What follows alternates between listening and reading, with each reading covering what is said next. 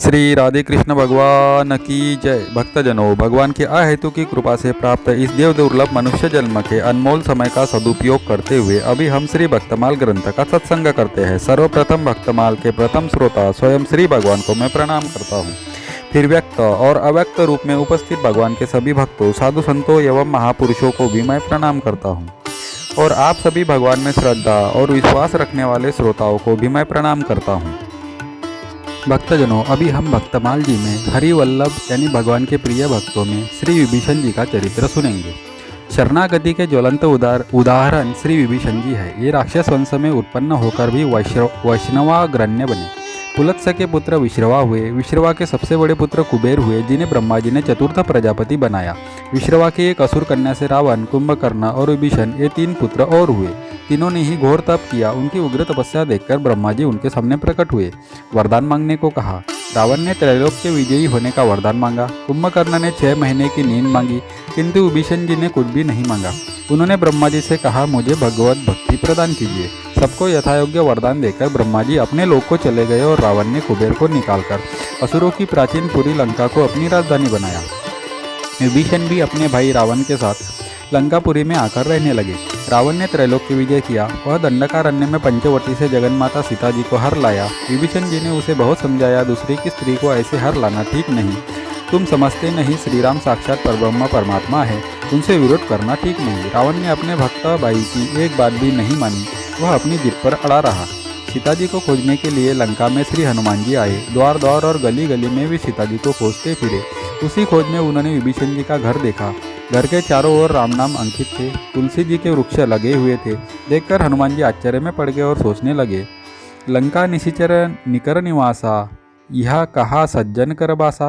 अरुणोदय का समय था। उसी समय श्री राम नाम स्मरण करते हुए विभीषण जी जागे। हनुमान जी को अभूतपूर्व आनंद हुआ।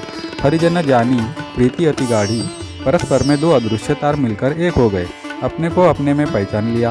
विभीषण जी बोले, आपके प्रति हमारा स्वाभाविक प्रेम हो रहा है। भाई बंधुओं में तो मेरा प्रेम होता नहीं, इसलिए या तो आप साक्षात श्री राम है या उनके दास है। कि तुम हरि दासन मह कोई, मोरे हृदय प्रीति अति होई। कि तुम रामो दीन अनुरागी, आयहु मोही करण बड़ भागी। तब हनुमान जी ने अपना पूरा परिचय दिया। भगवान के दूत जानकर विभीषण जी प्रेम से अधीर हो उठे और अत्यंत दीनता से बोले, तात कबहु मोही जानी अनाथा, करी हही कृपा भानुकुल नाथा। हनुमान जी ने कहा, भैया तुम अपने को इतना नीच दिन क्यों समझते हो? अरे प्रभु तो दिनों के ही नाथ है, पतितों के ही पावन है।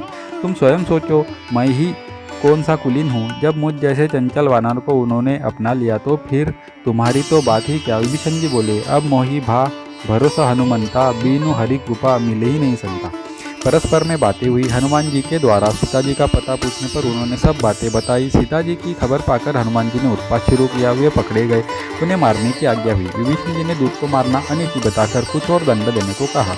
वह ऐसा दंड हुआ कि विभीषण जी के मंदिर को छोड़कर पूरी लंका जल गई। श्री राम जी ने लंका पर चढ़ाई कर दी। विभीषण जी ने रावण को बहुत समझाया कि जानकी जी को लौटा दे। रावण ने क्रोध में आकर विभीषण जी को लात मारी और कहा, दुष्ट, मेरा खाता है गीत उनके गाता है, वही चला जा, यहाँ अब मत रहना। जब भाई ने देश निकालने की आज्ञा दे दी तो विवश होकर उन्होंने घोषणा कर दी कि अच्छा, तो मैं प्रभु की शरण जाता हूँ। वे आकाश मार्ग से भगवान के यहाँ पहुँचे। उन्हें राक्षस जानकर भालू वानर भांति भांति के तर्क करने लगे। किसी ने कुछ कहा, किसी ने कुछ, किंतु शरणागत प्रतिपालक प्रभु बोले, उसने एक बार कहा है, मैं तुम्हारी शरण हूँ, बस इतना ही पर्याप्त है। उसे अब मैं नहीं छोड़ सकता। प्रभु ने उसे बुलाकर आते ही लंका का राज्य दे दिया। विभीषण जी की कामना तो प्रभु पाद पद्म से स्पर्श से नष्ट हो गई थी, फिर भी प्रभु भक्ति की पूर्व कामनाओं को भी पूरा करते हैं। विभीषण ने अपना सर्वस्व भगवान के चरणों में समर्पण कर दिया और हर प्रकार से भगवान की सेवा की। रावण सपरिवार मारा गया। विभीषण को राज्य मिला। उन्होंने वानर भालुओं का खूब सत्कार किया। पुष्पक विमान पर चढ़ाकर वे श्री राम जी को अवधपुरी तक पहुंचाने गए। वहाँ भगवान ने गुरु जी से अपना प्रिय सखा बताकर इनकी बड़ी प्रशंसा की। भगवान ने इनका बड़ा सम्मान किया और अजर अमर होने का आशीर्वाद दिया। प्रातस्मरणीय 7 चिरंजीवियों में भक्तवर श्री विभीषण जी आते हैं और वे अभी तक वर्तमान हैं। भगवान कितने भक्तवत्सल है, वे शरणागत के सब दोष भूल जाते हैं।